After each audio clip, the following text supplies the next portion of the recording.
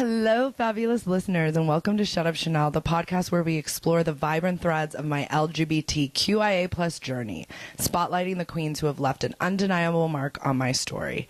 Today we're in for a treat because we have the one, the only, Tammie motherfucking Brown.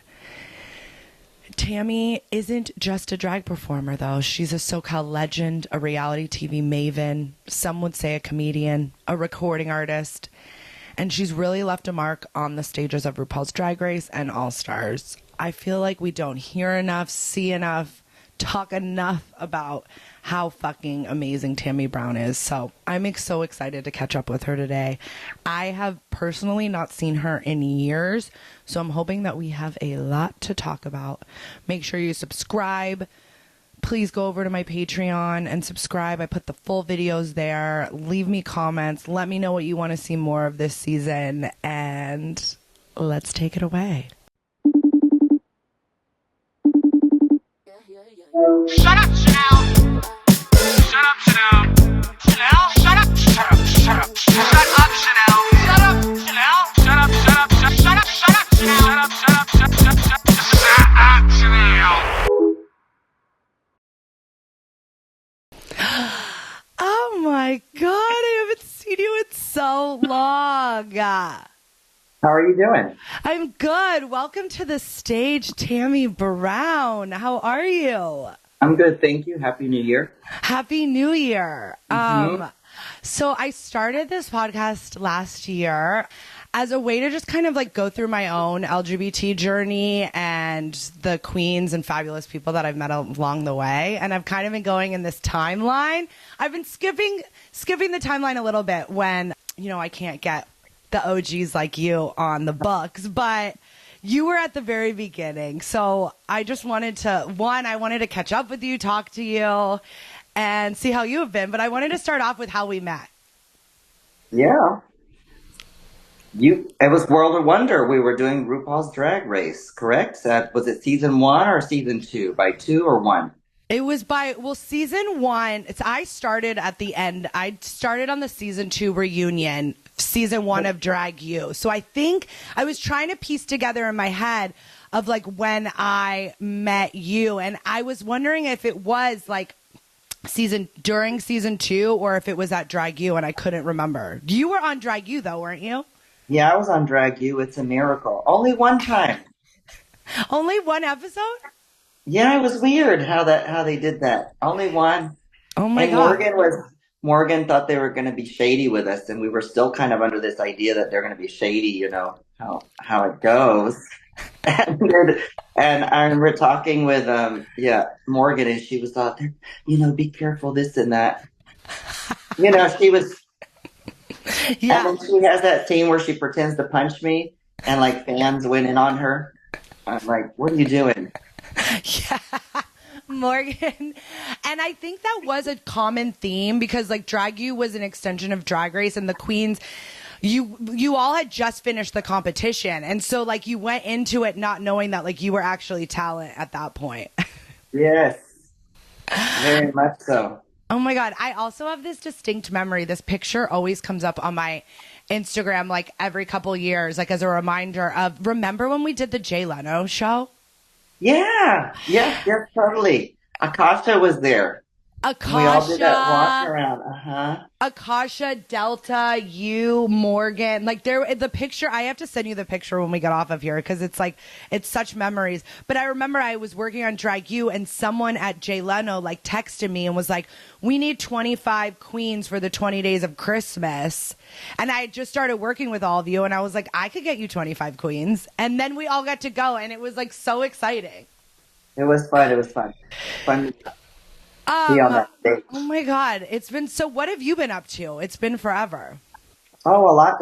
Right now I'm getting ready for Jubilee, my 25-year anniversary, my musical comedy concert, which we're taking to Vallarta, Puerto Vallarta. Mm-hmm. And as of now, I should say it's at the Act 2 for all of February. I'll bring that here in May, here to Los Angeles, mm-hmm. and I'll do it at the El Cid, and then we're releasing two new singles, a remake of Shakabuku You, and then a new version of We Like to Party, Venga Bus.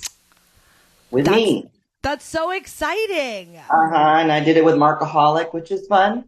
And then I'll be doing Provincetown this summer, and then I'll be doing my Tammie Brown Halloween Spooktacular at the end of the year, of course, the fall. And then, the Tammie Brown Holiday Sparkle. It's a lot of holiday stuff.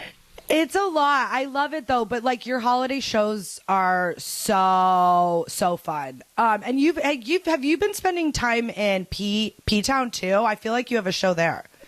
Yeah, I have a show there.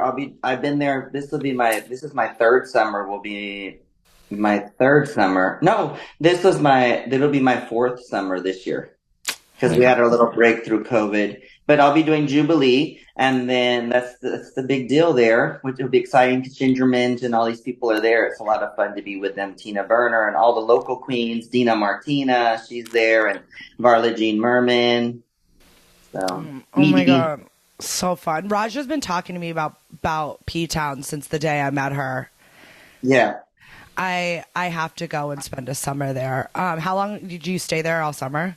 I got permanent residency right now thanks to the Crown and Anchor. Thank you, Jonathan.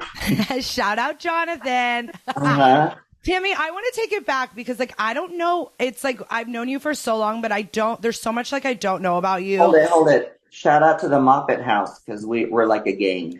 Oh, my God. The Moppet House? What's the Moppet House? Fill me in. That's the house we live in there in Provincetown. It's a group of 16 of us. For younger listeners that don't know what P-Town is, how would you describe it? Round and round. There's nowhere really to go. Yeah, but like paint a picture. Like it's like a small like beach town, right? Like it's a small little beach town out there on the Cape Cod at the very tip. There's a lighthouse. There is, lots of lobster. There's lots of gays. They do different parties. People can be crusty. The grocery store is overpriced, but it's a lot of fun. It's a lot of fun. The shows, there's so many shows. Everybody's there, and people come from all over, even some French Canadians. I love that. What is your favorite thing about P-Town? My favorite thing is seeing all my fans. Actually, it's the Bulgarians. Why? Because they're the best.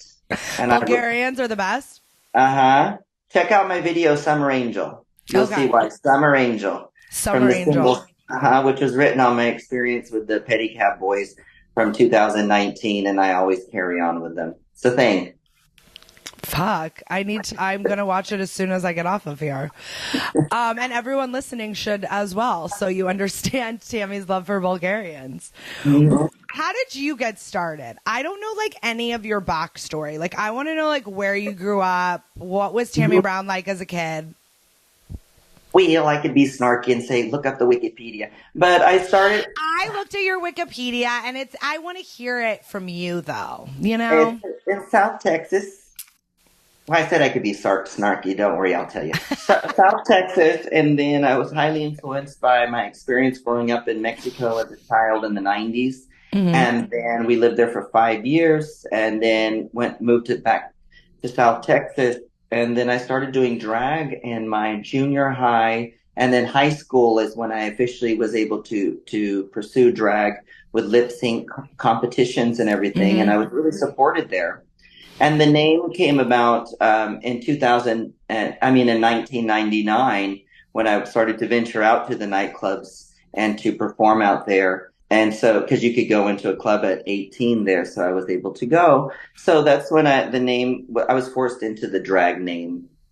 So I don't need these fans coming up to me on the street saying, "Oh, hi, Keith," thinking they're all personal. Stick with the name. You call Tina, you're going to call me Tammie.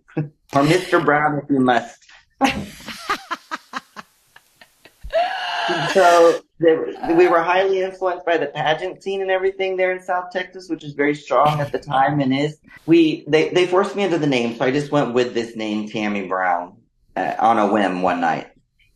So like someone was just like, your name should be Tammie Brown, and you were like, okay. Yeah, I was like, well, it says on the caller ID, Tammie Brown. Well, I can change. It said Bob Brown. we were doing a three-way call. This is how it happened. We were doing a three-way call with Mr. Joseph Wells and my dear friend Kristen McDonald. Well, the last name on the phone and was caller ID says Bob Brown. And so we three-wayed my friend. He goes, why does it say Bob Brown on here? And I said, well, because I can change the caller ID to say Tammie Brown. And then, but I was thinking, what an ugly name, Bob Brown, for her mom or whatever, my friend's mom, Kristen. Anyways, but then I went to the club that night and I said, it's Tammie Brown. Because it was going to be Glenn Schubert. Glenn Schubert. Sounds real Hollywood, doesn't it? Yes, it does. I mean, there's Chad Michaels, there's Randy Roberts, all these other legendary people, and they have their names, and even RuPaul, you know what I mean? Mm-hmm. RuPaul Charles. But anyhow, it is what it is.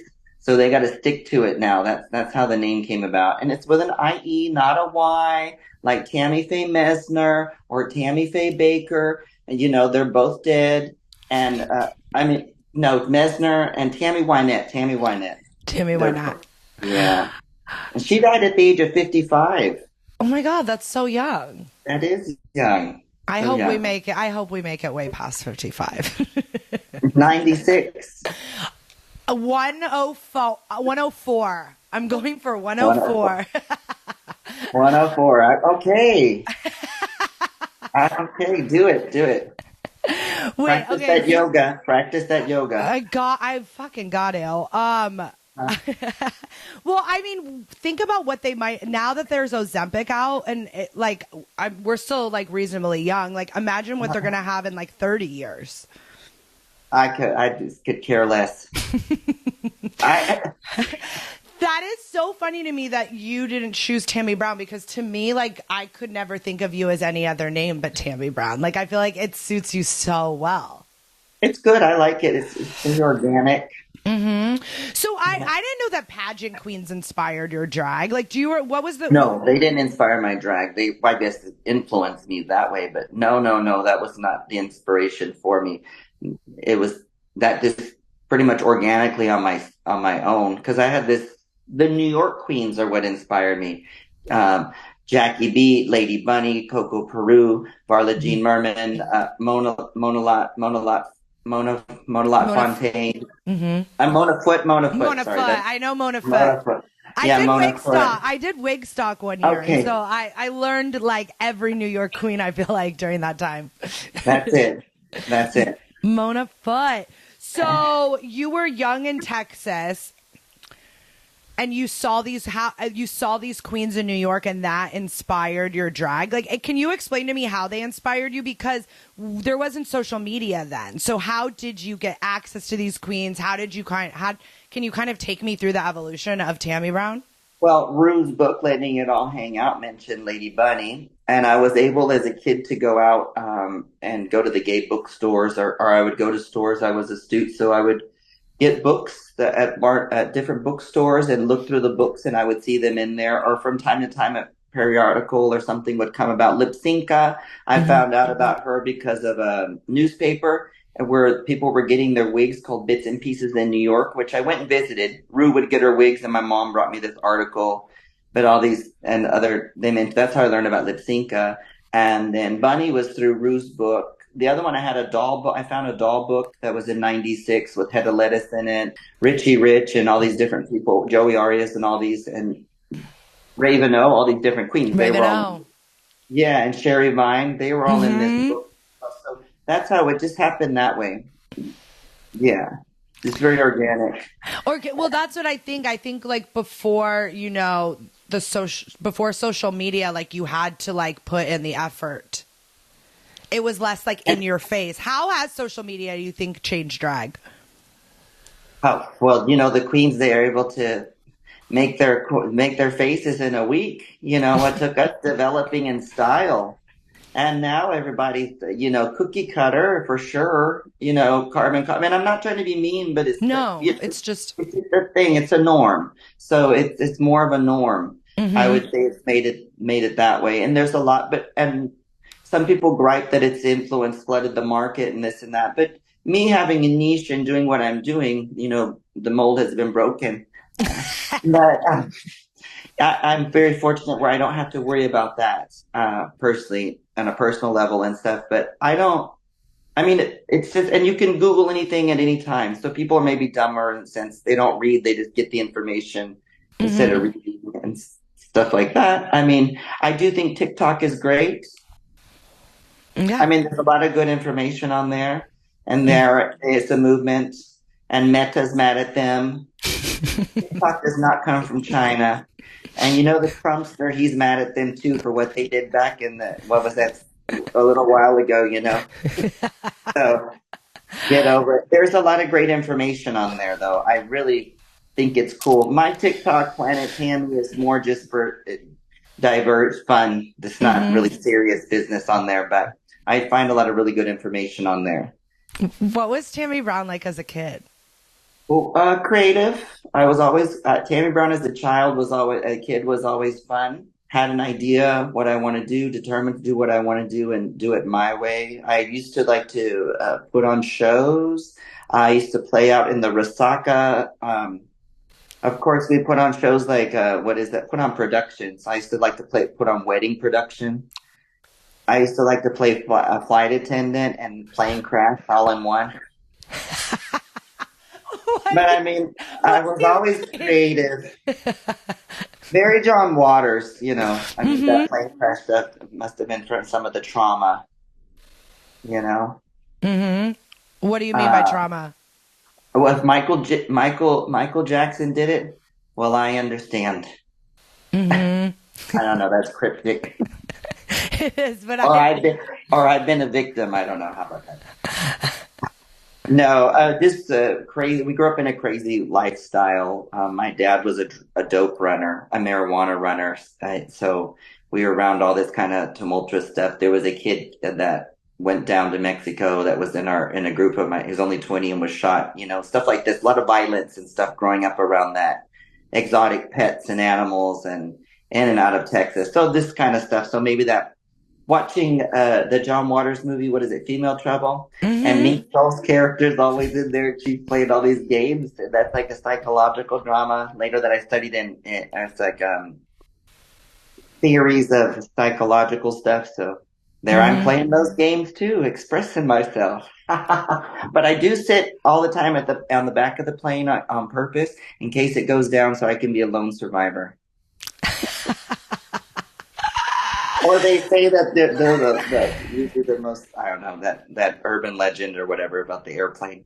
Yeah, I love it. Well, here's the thing. I think when we had like tumultuous childhood, like we didn't realize that like through that, like you were able to like escape. Like that's probably a lot where your creativity came from because you were kind of like disassociating, if you will. Because my dad, God rest his soul, like he was great, but he sold drugs and had a crack problem and was quite the mobster. And so I played make believe a lot as a kid. And I don't know if that has something to do with it or what, but do you find that like you found creativity through like escaping your childhood? No, I just did it.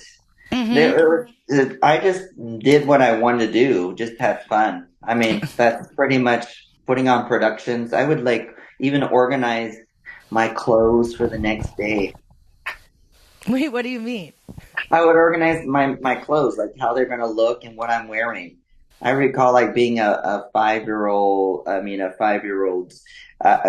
I can look back that far and remember putting out these little garments, matching shorts with a little top and all this stuff. And always wanting to be in drag and stuff.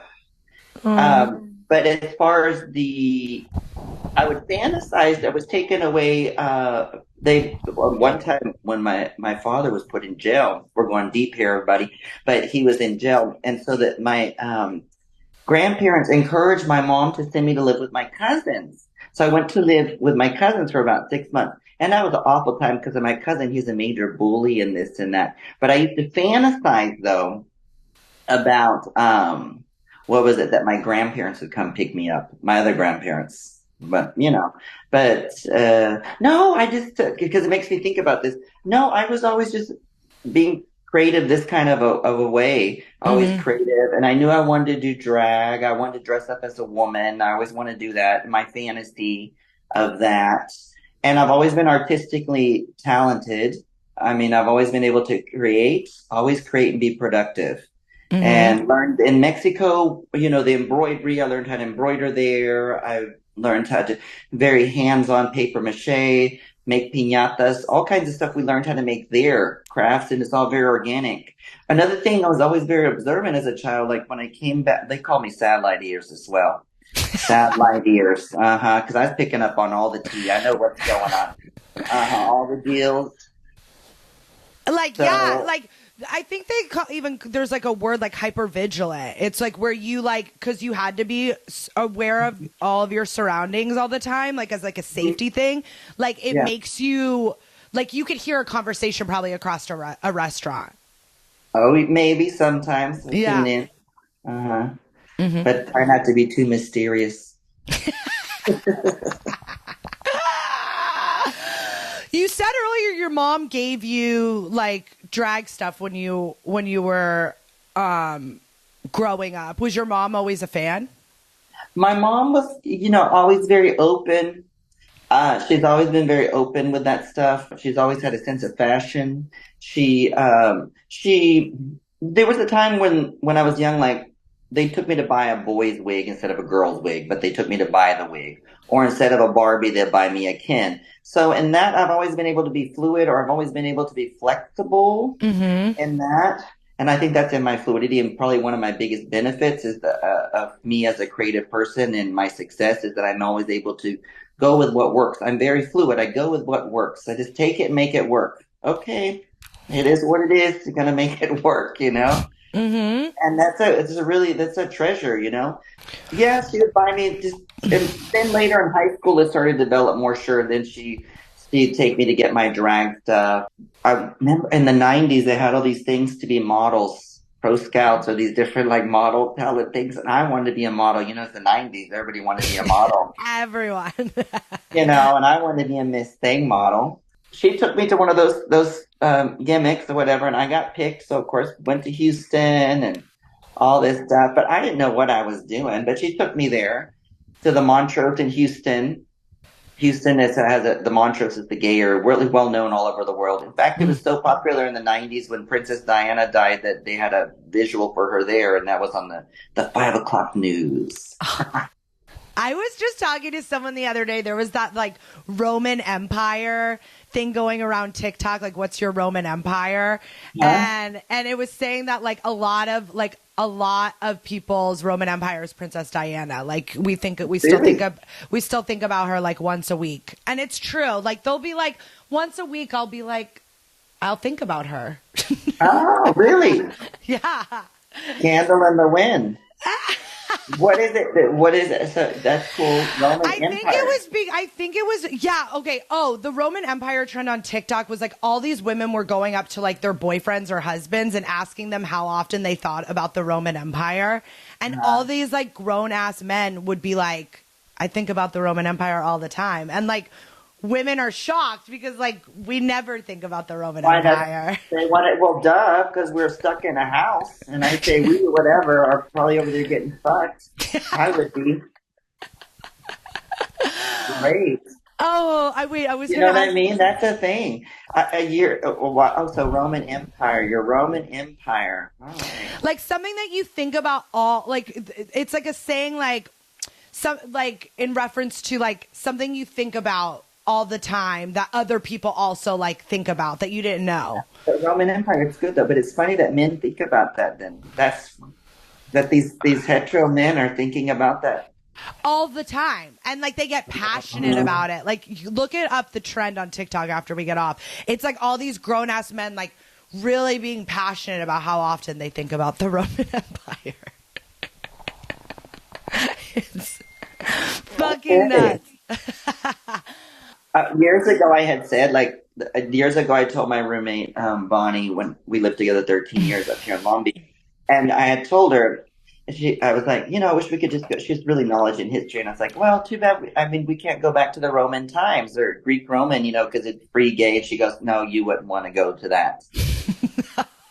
I don't think. And she was a dyke. So a queer for sure. So we trust her. We trust her. Yes. Okay, I'm also dying that you went. Was it a model search? Yeah, those model searches in the talent scouts. Yeah, model search. Yes. Pro scouts is what it was called. So I'm dying because the last episode I did, I had a Reese Wanzer on.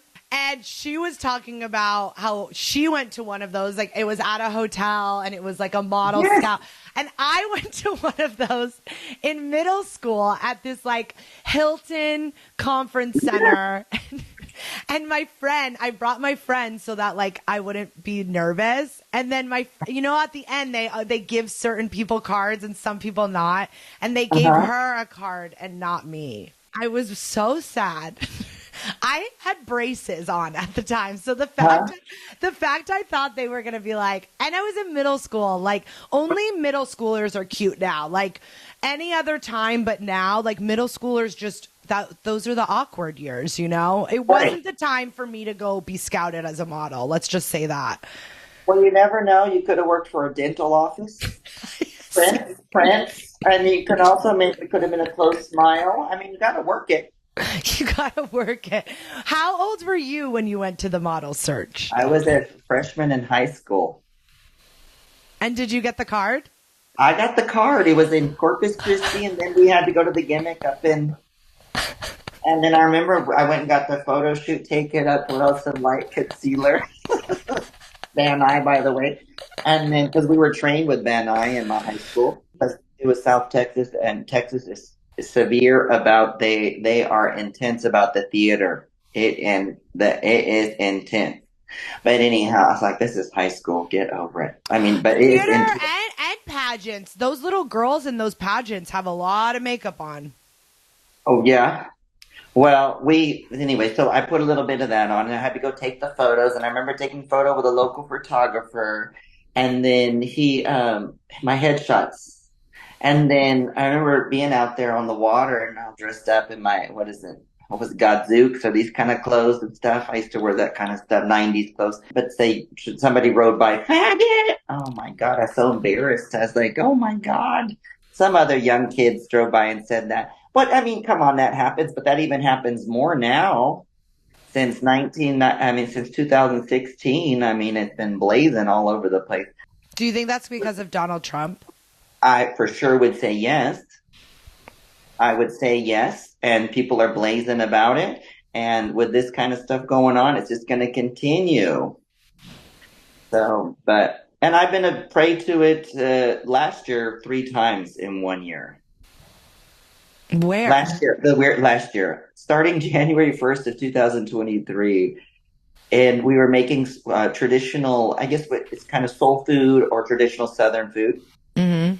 The black-eyed peas and fried cabbage and this and that. And the fellow was there, and he yelled the N-word at me and Miss Monica.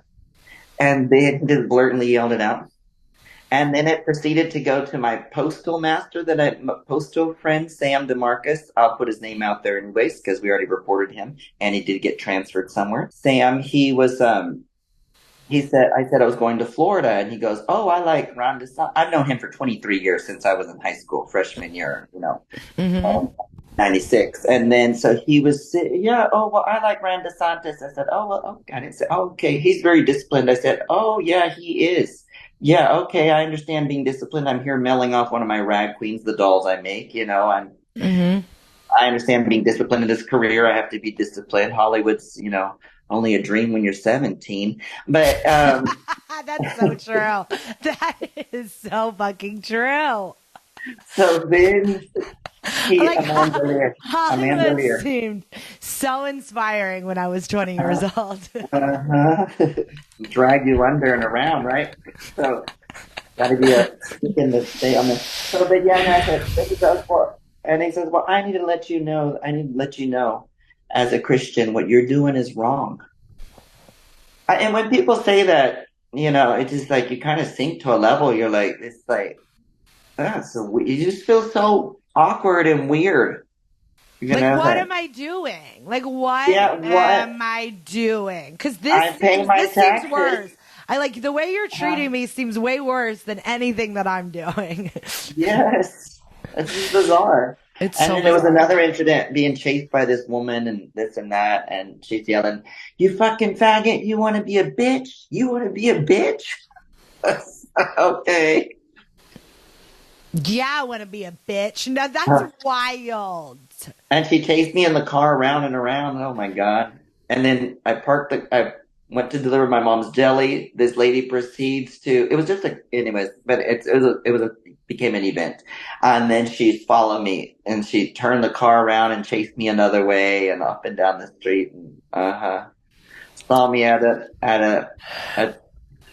she saw me in a turn. She was in a turn. I was coming this way. She went all the way back around through the turning lane to come around me and chasing me on another side. Oh, it's crazy. Scary. Terrifying. Yeah, and that stuff, huh? No, it's crazy because people think like, oh, drag's mainstream now. Like it's on TV. Like everything's fine. And it's like, no, everything is not fine. And where I am from Texas and stuff, I had to pull back because I'm not going to be. I was going to go there every year. They have an Oyster Fest, not food, but Oyster Fest. Yeah, that's what they have. But the Oyster Fest. But I've gone there several times, and I was going to make a goal of it because I manage my career, so I was going to go there every year and do the Oyster Fest. And let me tell you, the trade there, a lot of rough trade. That's all I got to say. But so I go to the Oyster. So I should go to the Oyster Fest. Yeah. Passable, you're fine. So anyhow, so the people there are just so rude. Like they'll say hi to my mom, they'll say hi to my sister, everybody that's in the entourage from my mom's jalapeno jelly. Mind you, that's what they're going to help my mom do this every year. It's like, okay, I'm going to enjoy the spring. It's a beautiful time to be there in South Texas, where I'm from. And you're like, I'll get some family time in too, yeah. Like 2 birds for 1 stone. Yeah. No, these people like they say hi to everybody. It's the police and everybody there are doing their thing. Mm-hmm. And right in the front, the volunteer, this and that. They ignore me completely. And I said, "Excuse me." I said, "Good morning." And then I walk off. I throw them shade right back and let it be known. Mm-hmm. You know, I just said hi to you. But there's this attitude. And then I have to look across at a table at some white trash store. And she's selling the fucking, excuse my language, emphasize fucking Confederate flags. I mean, on a shirt and stuff. And I thought to myself, how can I go over there? And when I'm there, it's like I just stay at home and do my thing and enjoy myself with my friends and stuff. It's beautiful, but I just cannot get inebriated there anymore or get drunk because I was drinking to the point where I'm drinking because I'm upset and I was getting enraged. So as I pull back, and we won't be doing the Oyster Fest. I told my mom I'm not doing this anymore. I'll come and I'll meet you the week after. Because that's how you got, I used to do things for my mom because I knew it made her feel good. But now I'm at the point in my life where if it doesn't make me feel good, then you're just not going to get the best version of me. So why don't we just take me out of that situation? And I'll meet you after. Or like you said, I'll chill at home. We'll hang out there. But there's no point for you to, 1, put yourself in a dangerous situation. Or 2, have to get belligerent just so you have a good time. I'm not having a good time. I feel like a mess. I'm like, oh gosh, Fuck. Well, just to switch gears a little. So wait, I do want to go back. So grew up in Texas. I had no idea that you came from a drug slanging dad. That's I had even no idea. smuggled birds once. Okay, that's like Tiger King. That's awful. That's awful. That's awful. Is your dad still with us? Oh, he's still with us. He's still with us. Is he still slinging? His name is in a jar in the refrigerator. How about that? And the freezer. Oh, okay. What? Okay, when I met on you, ice. When on ice. Okay. Oh my God, on ice. Queens on ice. Oh God, great. You're all traumatized by that sentence. I put some people on ice. Don't worry. I learned the lesson. I need to put more people on ice. I'm going to take advice from Tammie Brown today. When I met you, you were already a well-known queen in like all of Southern California. How did you go from Texas to SoCal? What brought you here? How did you make a name for yourself? Well, I came out here for school, here in the LBC for Brooks College, which is on 60 Minutes for being fraudulent. It's one of those for-profit schools like the Trumpster had as well. You know, good investors do good investment. Anyways, it was for one of those schools, and it went under, and they stole a lot of people's, got all this money from Sallie Mae and different loans, and I owe Sallie Mae because we have this stupid thing here in this country that needs to be revoked, is the John Hancock law. Because you can sign yourself to shit, and they know they're fucking you over, but you still sign, which they did with all American Indians, and we are here in California, which is all of the United States is the indigenous territory, but I want to throw that in there. But, you know, we sign these things and we get fucked over. And that's ridiculous. That's something we need to change. This is such a current topic because there's nothing, what's worse about student loans is someone pretending to forgive them and then them being like, just kidding. Like, half of my loans, I have emails of them telling like me they've been forgiven. Like, my credit got so good again for the first time in my life. Like, my credit was great. I got a car. Like, things were going good. And then they were like, never mind. And now I owe $20,000 again. And I haven't been in school. And it affected my credit. And so I'm just like, it's a mess. And you with Sallie Mae? One of them's with Sallie Mae. Like, we're grown ass adults. We're grown ass adults. Like, the fact that we're still being asked to like pay all this interest, like, it's crazy.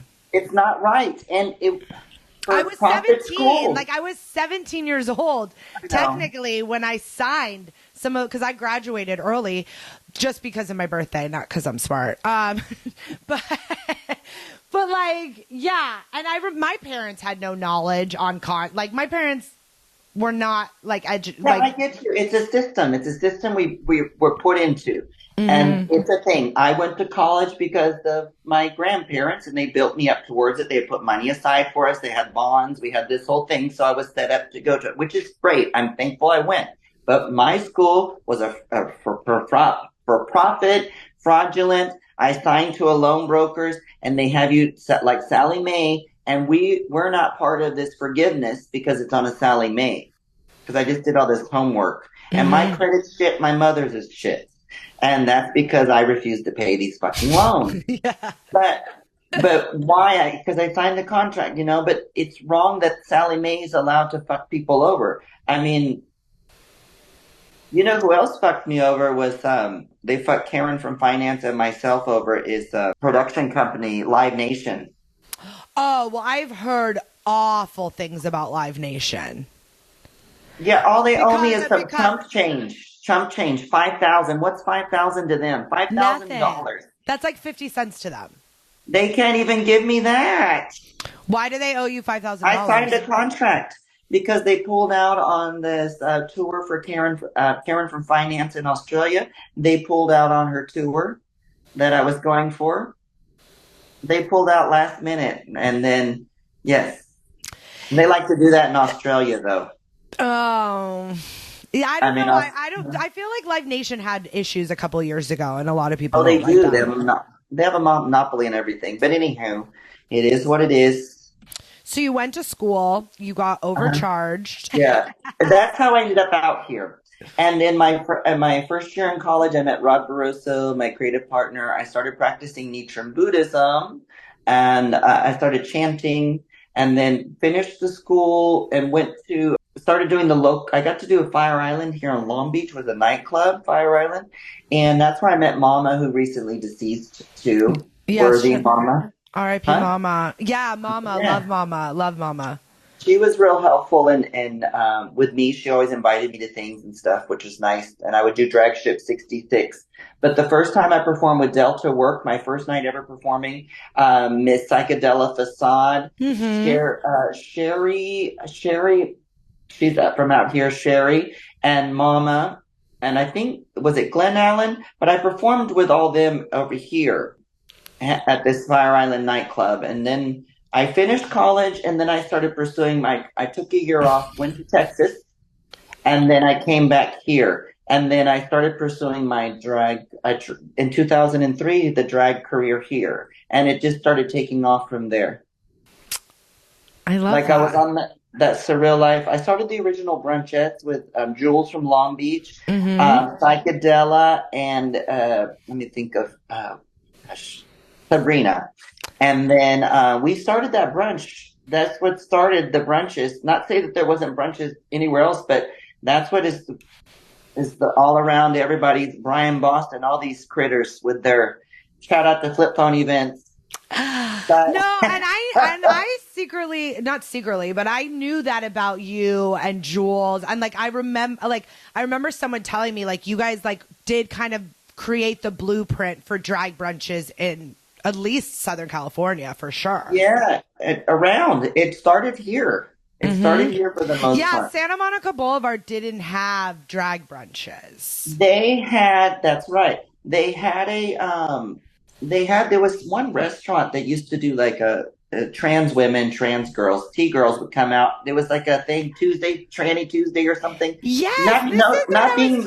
But no, I was trying to cancel this. No, it's okay. It's okay. It was on E! Channel and all these, popular shows. Yeah, I forget what I tried to ask Alaska because I swore that Alaska worked at that place before, but I remember the name. I remember that it was a trans girl show that they would have on Santa Monica Boulevard, but it wasn't drag. It was like a brunch, or they would wait tables. I think it's Thai or something, a Thai restaurant. Yes. There's even a Thai. There's a Thai airline with T-girls, lady boys. That's amazing. All the stewardess. Oh my gosh! So you came LA and drag? Let me tell you, drag was not wasn't the hip thing. I mean, it was. I want to do it because people. Oh, you're so talented artist. Why are you doing it? You're so handsome. Why do you have to do it in drag, or why are you doing it in drag? Because I fought for it. I mean, it's something I really passionately wanted to do. Growing up, watching these queens and stuff. I don't think enough people talk about that. Is drag wasn't it wasn't it isn't what it is today. It the fandom, especially gay guys weren't into it like they are now. There's the can you describe what it was like back then? It was auditions, for example. We would go do auditions. And the auditions were really crummy because you would go in for there was more of a jokes, like Bearded Lady. I remember doing a music video. They wanted, me and Raja even talked about this back in the day, that we would go for these auditions. Kelly Mantle would go for these auditions. A lot of us would go do them. And then I remember one time Kelly Mantle and I went for a Tyson chicken commercial, and they wanted more of a trans-like character, but they wanted them really blown up. And then, so for the Tyson chicken, sort of as a joke, I don't know what that was supposed to. And visual for me, it's blown up chicken. I don't know what is but we went out for this commercial once. I remember doing the music video, and I came in for my aesthetic. I used to be featured extra in music videos. I was in Robbie Williams, She's Madonna, all this different stuff. So they put me in a different bathing suits, and then he wanted me to come out, and I was like, I'm not wearing a 2-piece. I'm a 1-piece. That's what I wear. And then they tried to show off my stomach hairy, and it was so weird. But I chant so much. So what had happened was the guy that was blowing fire, he decided to blow fire and caught himself on fire, and they cut the whole scene of the video. So I got paid and got to go home without that. I mean, the one, but then we had a makeup artist in there too, and she was doing my makeup, touching me up, right, or whatever, you know. And then, poor thing, she messed up. She took the brush and she had black on it. It went all over my, instead of blush, it was black. Oh my God. No, I used to hear that, you didn't the point in auditions, they wanted drag queens that still looked like men. Like they wanted to see the stubble. Like they didn't want you to be too fishy or, you know, like like Raja back then. I mean, they were probably like, this is confusing to the male gaze, is I think was the issue. It's always trying to like make men comfortable. I think that was the issue, was that like they wanted people to still know that it's a man dressing up. For sure. There was a lot of that. I mean, not to say that there wasn't good work out there, because there was good work. I mean, there was good work, but there was a lot of that you would have to go through. And there was. It wasn't so oversaturated. So there was like, you know, like you knew the girls that were going to the auditions with you. Mm-hmm. Oh, yeah. The Buffon sisters, they were out there. Them. Yeah, they're great. Vicky Buffon and Ruby Buffon. And then that was a male-female group. I mean, you know. Mm-hmm. One was a queen, one was a bio, whatever you want to say, faux queen, whatever. It was just interesting to have to deal with it. Or I've even been mistaken sometimes for a prostitute before when going to an audition, you know, or even today I was mistaken once. I went to an audition recently in drag in the past couple of years, and I went the wrong way thinking it was around the back through the alley.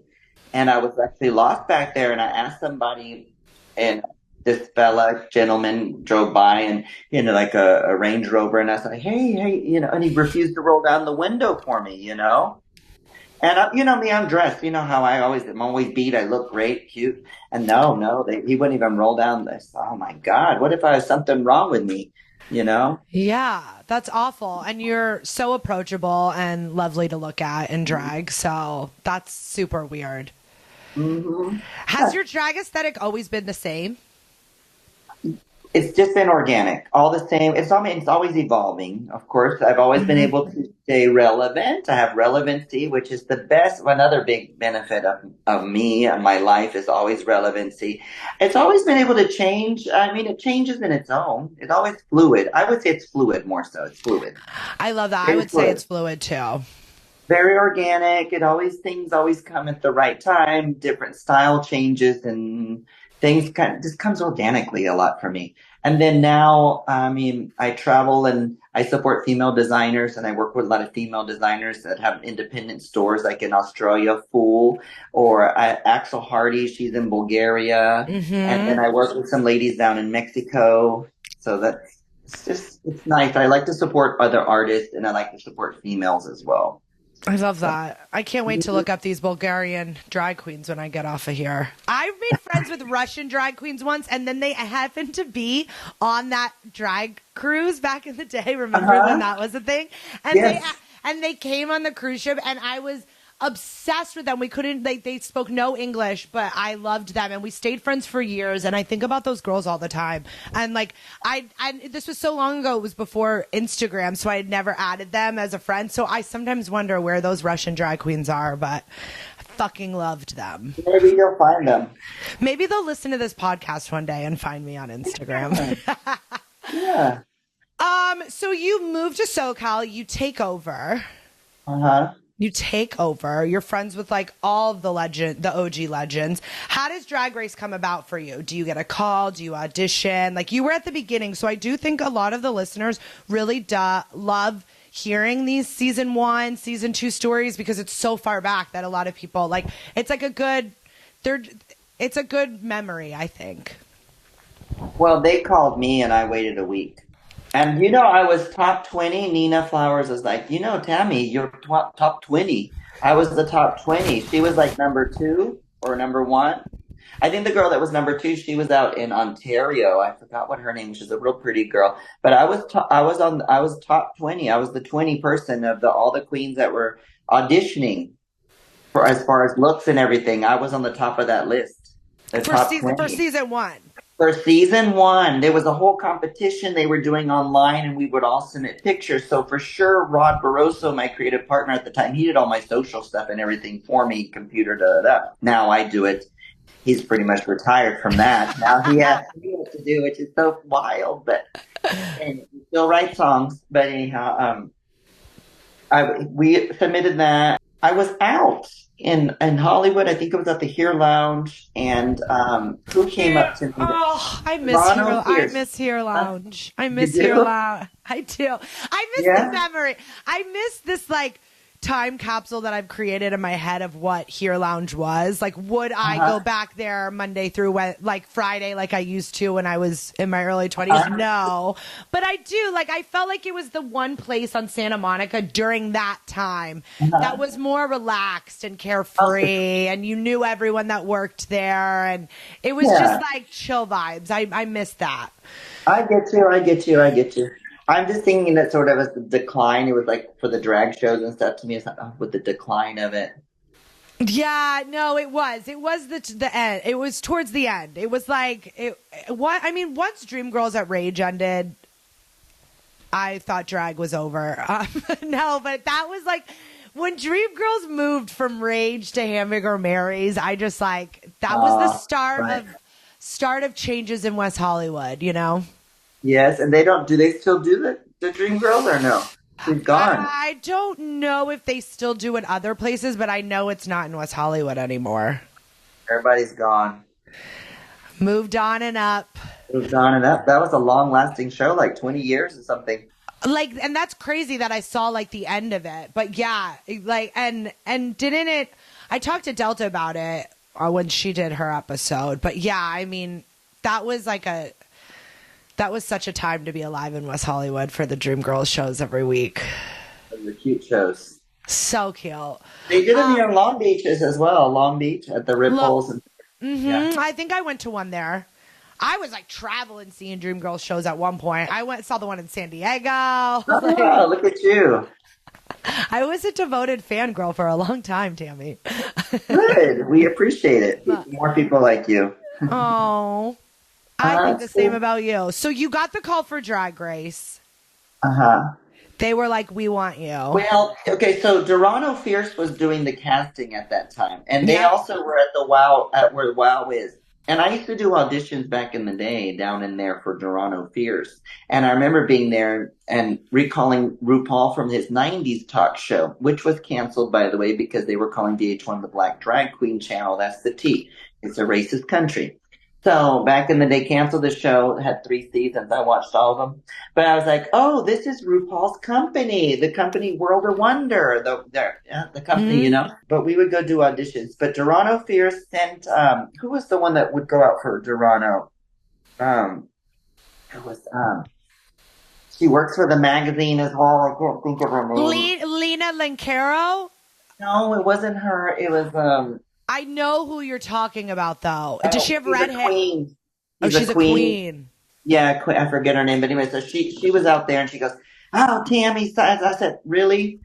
Okay, so I signed up and then I went in for the audition at Toronto. I went into the audition there in that same building with Toronto.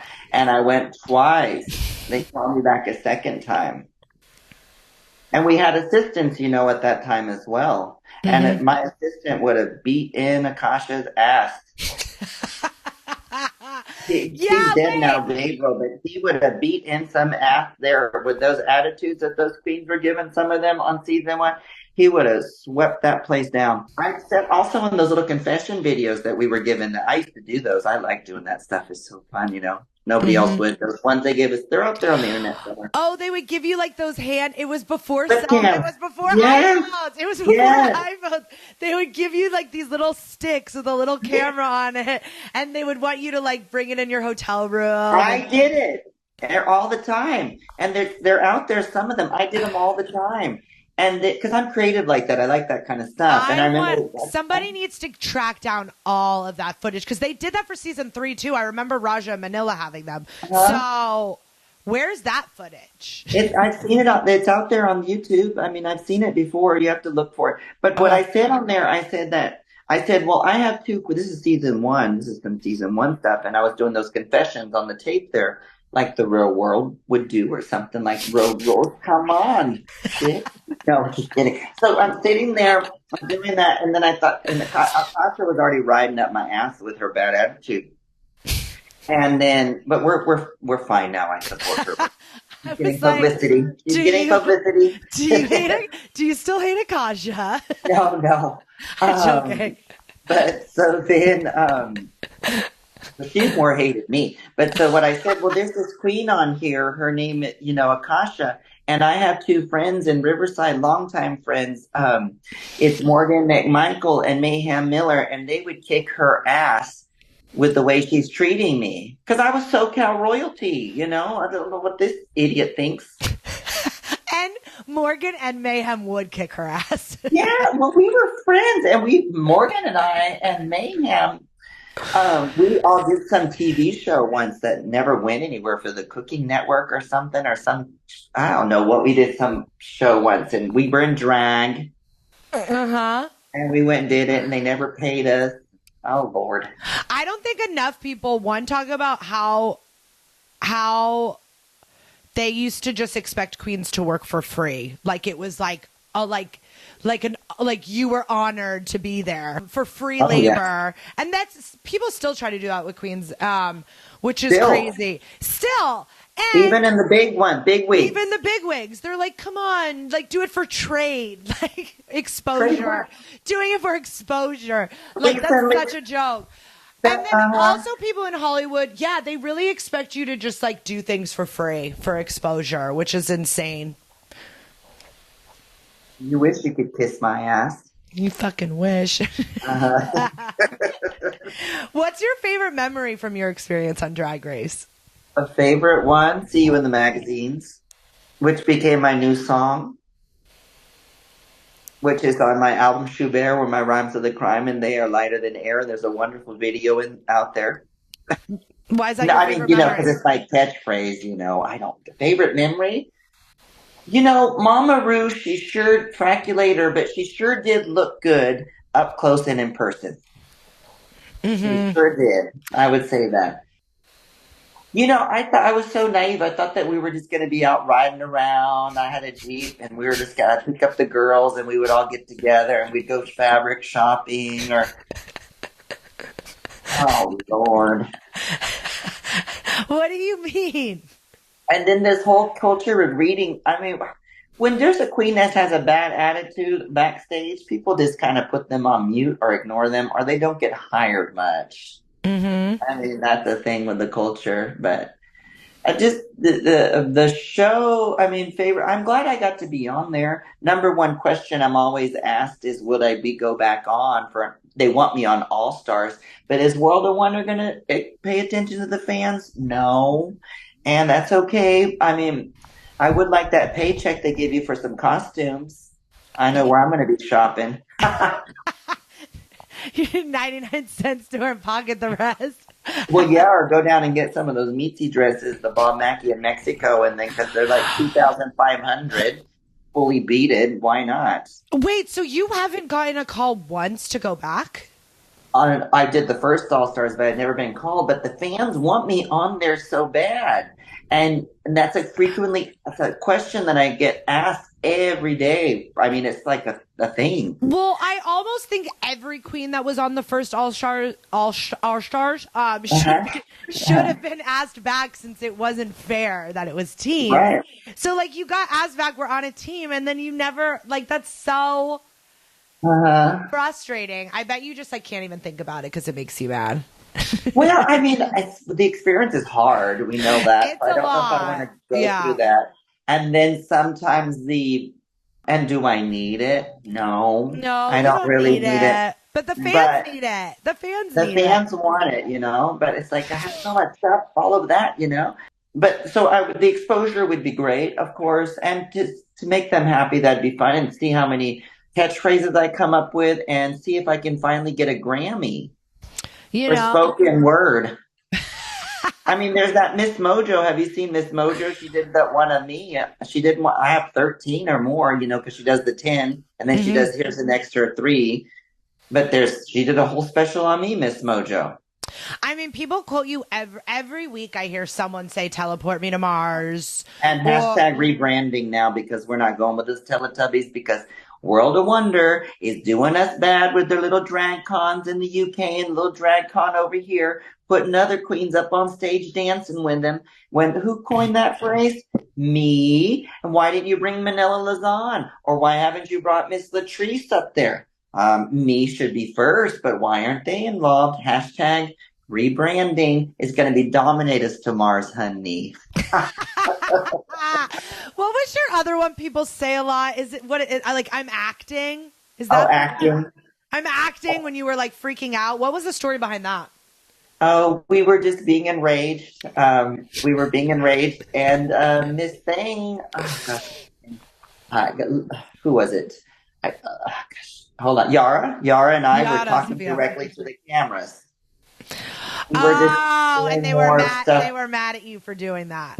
No, well, we were talking because our seasons previous to that, the cameras weren't into the editing in ways. We could talk out of turn, and well, that stuff would be edited out. But by the time we got to All Stars, it was a new game. They edited stuff in there. My father, I said, your father fucked Marlena Dietrich, not mine. And they switched it to say mine, auto-tuned it or whatever they have to do, or did. Oh my God, that's a fun fact. So, you know. I want one other fun fact from you on your time at Drag Race. Fun fact. I guess there was a stroke of genius that my makeup didn't crack with the water hose in my face.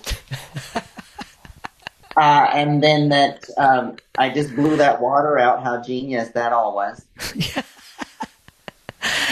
And then there's also Walking Children in Nature. I mean, that was a big one. How did I not bring that one up? Because I hear that probably once a week, too. Oh, you hear that one still as well? Oh, that one's still going around for sure. I know. They said that was actually, there was some that it was number one, you know, like whatever. That is one of the number ones on the show. But, you know, time goes by. Let it go. No, it's fine. I'm throwing that. Being over your own catchphrases is next level. Fine. I'm fine with that. I mean, acting, of course, I love doing that. But I will be using. I have the song "Walking Children Nature," an amazing video, animated and everything. That one, I mean, check that out. Whoever's listening later, you know, Ben de la Creme loves it. That's the tea. But I'll be throwing that one in my show this year. "Walking Children Nature," that song. When did that video come out? I have this memory of me. Like when I was started out as a PA on Drag Race, I was 24 years old. I was a baby. I didn't know any drag queens. And every day I would get introduced to like a new one. It was like every girl's fucking dream. Like it went and to not have any knowledge on anyone, it was just like every night I would come home and I would like look up whoever I met and like immerse myself. And I remember like watching your YouTube videos because at the time, like I had never met a queen like you. Like I was dealing with like the Rajas and the Manillas and the Ravens, and then Tammie fucking Brown walked on set, and I was just so fascinated by you. Have you always been comedic? Like I feel like you're one of those people that like didn't know you were funny until someone told you? No, I've always been funny. We've always known I'm funny. I can make people laugh, but that was not. It took me a while to say, yes, I'm a comedian. I'm a comedian. That's just, because for me, it's natural. I'm not trying to be. It's just natural. It's a gift, right? So it's not like I can just stand there and I can get people to laugh just by taking a mannequin pose. It's a thing. And, you know, and then, but I had already been entertaining, always making people laugh and things like that, you know? So, but it took me a while to say yes. But now, yeah, I say yes, I'm a comedian. I mean, that's a fact. I mean, my musical comedy concert is what I put on when I do my shows. That's what it is. And I'm thrilled about it. You know, and I'm happy about this. It's fun and it's great to make people laugh and make them feel good. And it's cool that I can take things, you know, political things and all these things and mix them into my show and be able to political or environmental, you know, be an advocate, but mix all that into what I'm doing and make the satire and fun of it and not be afraid either. But, you know. Yeah, I was going to ask like how important like advocacy is in your shows. Oh, it's there. it's there like I speak Spanish, and then I'll say, okay, how about a little Spanish without barriers? Because in Mexico as a kid, it was a show called Inglés sin Barreras. You would take this training course called English Without Barriers.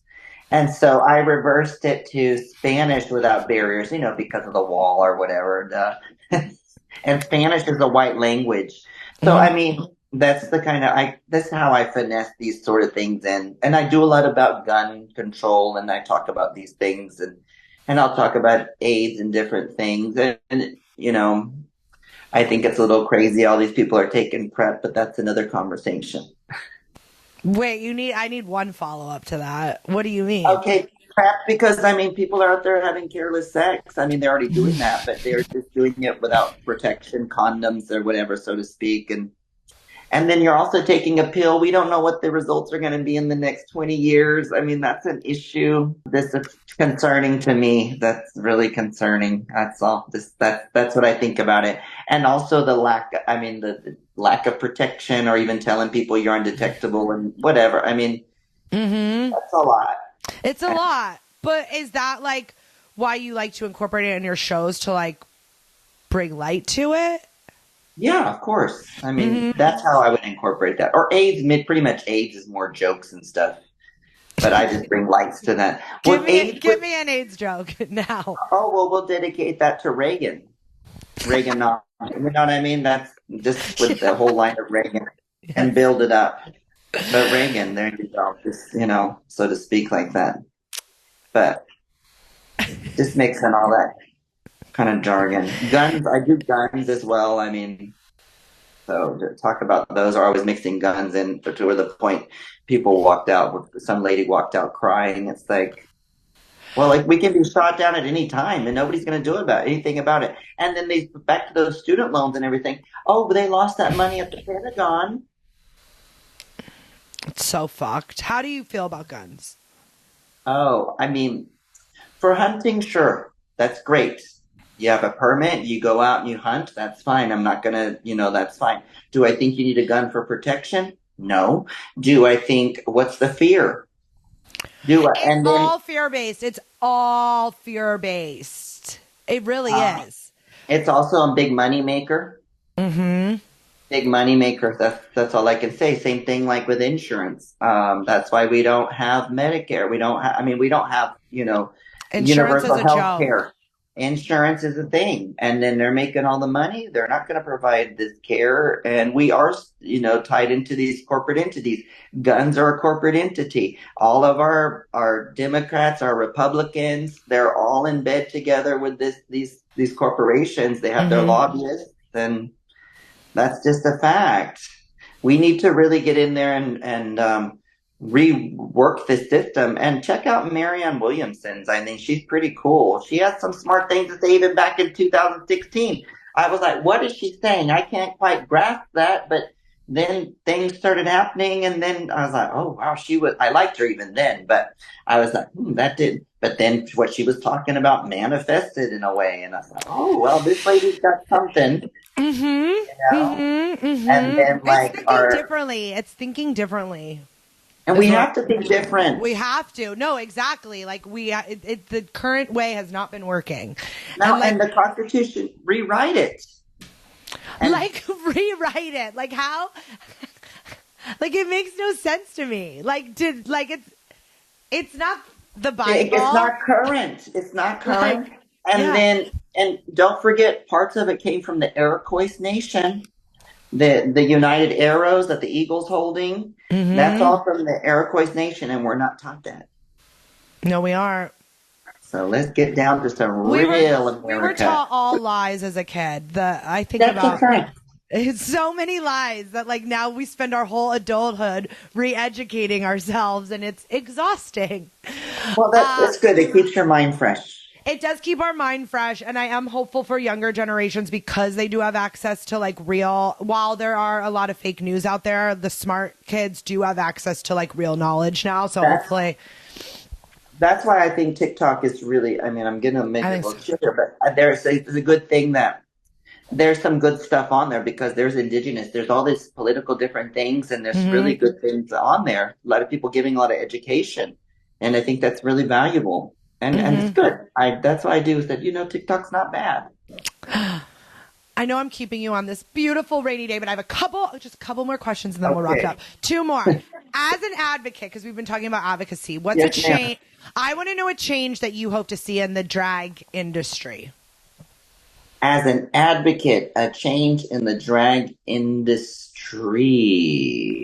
Well, revolutionize the makeup, the cosmetic industry with. I would like to develop a line of biodegradable fingernails. How about that?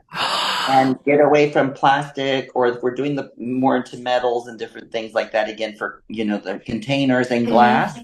We need to do that. I would say that that's something we need to focus on. I know Acid Betty does the line her glitters biodegradable. I love that. The kids complained, and so she went ahead and did a line like that. I really like Acid Betty, by the way. I fucking She's a love trooper. Acid Baby. Yeah. She's a trooper. She went through a lot going on the show, huh? That was a lot. And but she's a good Judy. She's a good Judy. That's a fact. She's not, And what's her name? That's Cynthia Lee Fontaine, another advocate. She's out there fighting in Texas. She really is. It's so crazy to me that like you're still doing what you did as a little kid, but as an adult. You know what I mean? You're putting on these productions. I feel like you found your purpose in life. It's to create these productions, and now they have there's meaning behind them, advocacy. Like, it's beautiful. I think you should be very proud of yourself. Thank you, Miss Chanel. Miss Chanel. But not to be mistaken with our drag queen sister. She's doing her Christmas lights. Fuck yes, I miss drag queen Chanel. When's the last time you saw her? I just see her on the Insta. I know. I need to text her and get her on here. I haven't talked to her in years. But yeah, that's why Manila started calling me Coco back in the day, because on set, people would yell Chanel and both of us would turn around. I get it. I like that. Yeah. What were you saying though? Well, I was gonna say, where was I at though? It was what? Your advocacy. Oh, since you've been producing shows since you were a little kid. Oh yeah. Well, the thing is also too, it's cool that it inspires so many people. That's, I think, the coolest thing is it inspires so many people. Oh, you're so weird and I can relate to you. Well, whatever works. If they feel comfortable with that and they feel inspired to just do their thing, that's what it's all about, is to inspire people and make people, and people are laughing, and they say laughter cures cancer. I mean, did you see The Secret the way I did? But that's the best thing about it, is that it actually inspires people. And sometimes when I get the stomach, or feel funky or whatever too, or whatever, I'm like, well, at least people are inspired by this. Mm-hmm. So that's the best thing about it. It's creating some value. It's not just superficial, putting on our pretty little dresses, running around wearing that big old pageant jewelry.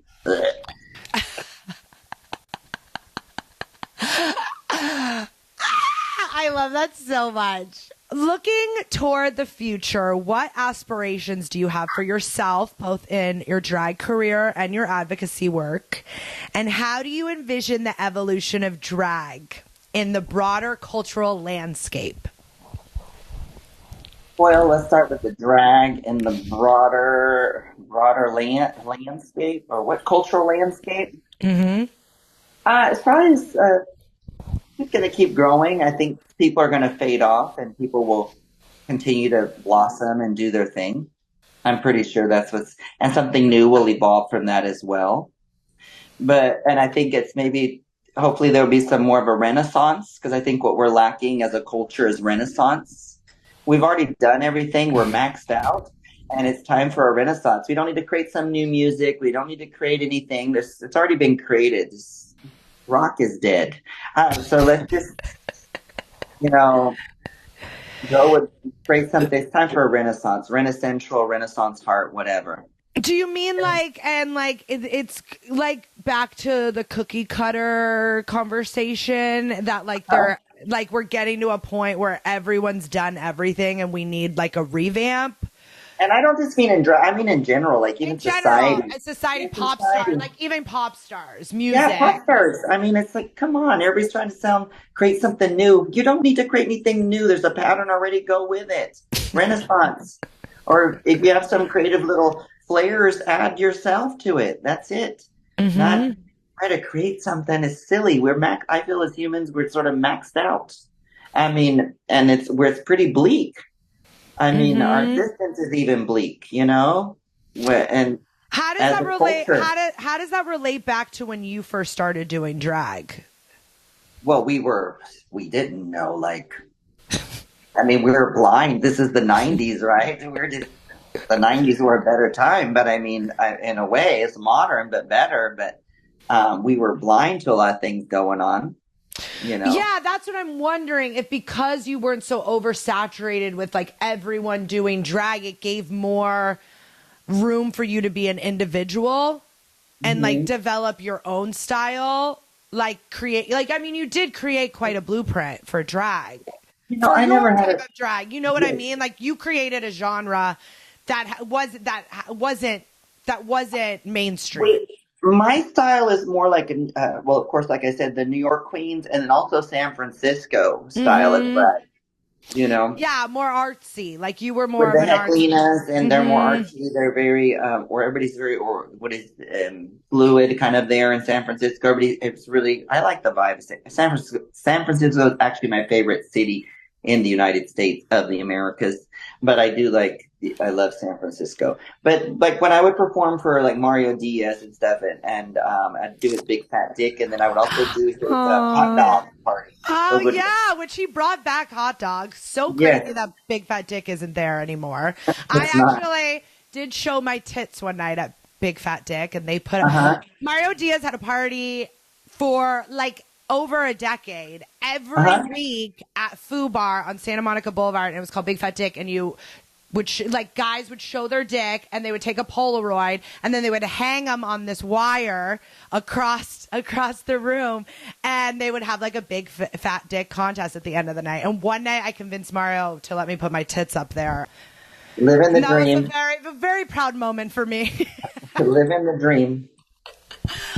But I cut you off again. So yeah, you were doing Mario Diaz. See, shut up, Chanel, for a reason. You were doing Big Fat Dick. Uh-huh. And what happened? Well, people would just come up to me and tell me that like they're from San Francisco and like, oh, you're drag, you should come up there. You're the same Mm, kind of style, and they have a certain style that's more tailored to themselves instead of mhm. trying to be a pattern. Because Los Angeles drag was always pretty girl, which is fine. It's great. I fit in fine. It's part of Los Angeles, and Detox came into town and stuff. I love Detox. Love Detox so much. Mhm. I love Detox. Detox is one of those originals too. She came into town and blew. And I recently told her, I was like, oh, I was kind of, I was jelly of her when she first came to town. I was jealous. And then, because she came in through like a tornado. And her confidence is like no other. Like you could think you have confidence and then you hang out with Detox and you're like, I don't have confidence like her. Yeah. And I told her recently, I was like, I felt so. She's like, really? You're always so nice to me. Well, I'm nice. You are still But terrifying. uh-huh. But she came. She was just so cool, and she's like, even a change like Florida coming to LA. She just blew the hinges off the door, whatever, blew through. And then over there, it was nothing was going on for her. But yeah, I love Detox. I love to make her laugh. I like to go in and say the most ridiculous things and this raunchy, ridiculous stuff, and we laugh a lot. What's the last raunchy thing you said to Detox? Oh well, I probably get canceled. Perfect. I knew we couldn't talk about it on here. Oh my God, this was so fun. What's next for you? The Jubilee Show, releasing a single for Venga Bus and a new music video. It should be out the beginning of February, the first week of February, to go with the show that I'm taking to Vallarta. Mm-hmm. And then from Vallarta, we'll be bringing touring Jubilee through the summer. Well, I am going to go to the show. I'm going to go watch those Bulgarian music videos that you told me that I need to watch. And it was honestly such an honor catching up with you and such a stroll down memory lane. And I hope you had fun. I really did. Thank you. It's really nice actually to talk to you outside of the club, girl. That's why I'm doing this. I was like, I don't want to have to go to the club to catch up with my friends. So here we are. And you're looking good. Oh, you look amazing too. We haven't aged a day. Well, thank you. 43, baby. Fuck yeah, you better work. I love you so much. Have a great rest of your day, and I will reach out to you soon. Sounds good. Thank you. Love you. Bye. What would you like from me? Some voice shut up Chanel like that? Shut up Chanel. Shut up Chanel like that? I mean, what would you like? Did I ever tell you the time that I found a dead body? I was out riding my bike one afternoon, and over in the ditch I spotted a mannequin. I thought it was a mannequin. I thought of all the ways I could dress it up and everything, you know. But by the time I got up close, I realized it was actually a corpse, a dead body. Dead bodies. How's this look, huh? New looks? Ooh, see you soon. Ha! Ha! I'm acting. Hi, RuPaul. My name is Tammie Brown. Keith Glenn Schubert was my birth name from Corpus Christi, Texas. Oh, yes, I created my own songs, and the video I'm going to give to you all later is a song that I created called Whatever. Everybody thinks they're somebody, don't they know they are somebody? Whatever, whatever, whatever. Yes, and it's so nice to see you and to know that we're going to be on TV together. Tammie's going to be a good participant for this show because Tammie Brown got it. I'm an all-around star, and if you see me on the stage, you're going to go home with me in your mind and in your dreams, laying on that pillow. My life in a nutshell starts off really young, little tyke, pissing in hot tubs, high heel shoes, feather duster, moving to Mexico, all over Mexico, then moving back from Mexico, and living in Texas and starting to do drag in high school, junior high. Oh, I always wanted to do drag. I just thought, oh, how wonderful it'd be to do drag. And RuPaul was a big inspiration. I read his book. And I know RuPaul's name is RuPaul, and I wanted to be Keith Glenn Schubert. I just wanted to be Glenn Schubert. What a great stage name. But in Texas, Corpus Christi, Texas, they said, you have to have a drag name. My first professional drag, I would like to say, was in high school, probably playing Cha-Cha in Grease. Or the stepmother from Into the Woods. That's probably my first professional drag. I feel that drag is real. It's who I am. I always used to fantasize. Tootsie was a big inspiration to me, and now when I'm putting on my makeup, I say, look at me. I'm really making my dream come true. I'm riding on the freeway. I'm late as can be, but I'm making it happen. Oh, what do I bring to the table? I bring my natural personality, the essence of a great drag queen that's just going to rock and roll and have a good time.